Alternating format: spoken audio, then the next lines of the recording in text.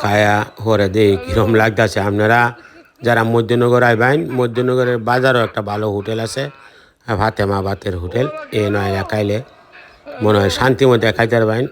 বিসমিল্লাহ, খুব ভালো লাগছে। এ নয় খাইলাম। আপনারা এই যে মধ্যনগর আইলে এই যে ফাতেমা বাতের হোটেল, এই যে ফান সুবারি মলটার লগেই খুব সুন্দর পরিবেশন।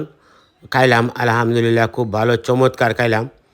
আজকে খায়া ভাবছিলাম যে মধ্যনগর হারলে কোনো হোটেল নাই, আর মন্দি যে খুব বালা খাবার খাইলাম। শুরু মাছটা এই বেশি গেছে গা তোমার না, যারা শুরু মাছটা একদম নদীর।